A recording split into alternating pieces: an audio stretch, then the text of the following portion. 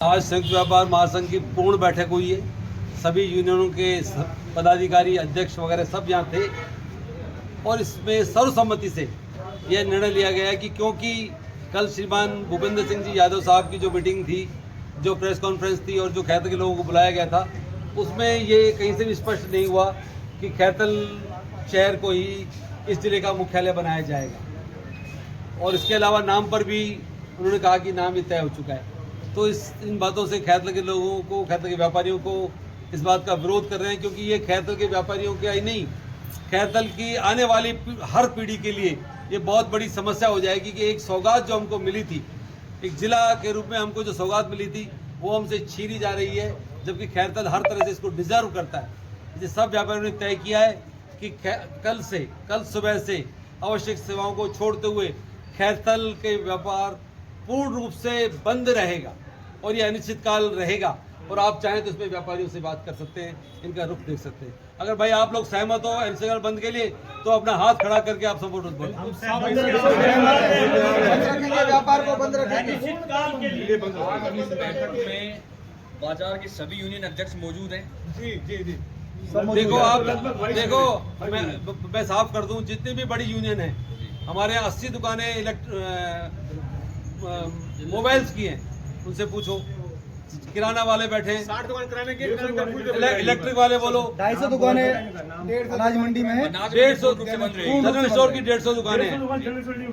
अनाज मंडी की भी बंद। ये सर्वेश जी आप बताओ। अनाज मंडी पूर्णतः बंद है और ऐसा कोई वर्ग है अनिश्चितकाल के व्यापारी लिए में कि जो आपका समर्थन नहीं कर रहा है बंद में? मुझे बहुत खुशी है आपको ये बताते हुए कि मुझे कोई प्रयास नहीं करना पड़ा। इवन सच तो ये है कि क्योंकि कल की परसों की जो रैली थी, उसमें व्यापारी बरसात की वजह से या हमारी लापरवाही से बहुत कम पहुंचे थे, तो मैं ये मान के चल रहा था कि खैतल के लोगों को अगर जिला नहीं चाहिए तो फिर हम आगे क्यों आए, क्योंकि मेरा किसी भी पार्टी से कोई बैर नहीं है। हाँ, खेरिया जी का प्रशंसक इसलिए हूँ कि उन्होंने खैतल को जिला दिया, वरना मेरे लिए बहुत ज़्यादा फर्क नहीं रहा। मैं खुद कई बार बीजेपी में रहा हूँ, भविष्य का कुछ पता भी नहीं होता है। सब साथियों के लगातार फोन थे कि इस बारे में हमको आगे बढ़कर व्यापार महासंघ को अपनी जिम्मेदारी निभानी चाहिए, क्योंकि ये खैतल के आज की पीढ़ी की बात नहीं है, हर पीढ़ी की बात है कि यहाँ की समस्याएं जस की तस है और हमें कुछ मिल नहीं रहा। इनके मन में आक्रोश है, बहुत तकलीफ है इनके मन में। हर व्यापारी वेदना में है, रो रहा है कि हमारे साथ ठगाई हो गई, हमको भरी थाली हमारे हाथ में देकर हमसे छीन ली गई, हमारे मुंह से निवाला छीना गया है। ये भाव इन साथियों के हैं, इसलिए सब व्यापारी के साथ हमने आज बैठक की है और पूर्ण बैठक है व्यापार महासंघ की। सोशल मीडिया पर भारी आक्रोश देखने को मिल रहा था पब्लिक को, जिले को नाम बदलने को लेकर और जिला मुख्यालय बदलने को लेकर। 2 बार स्थानीय स्तर पर बीजेपी के कुछ पदाधिकारियों ने, जिला प्रमुख ने प्रेस कॉन्फ्रेंस कर यह आश्वासन दिया कि जिला मुख्यालय यहीं रहेगा।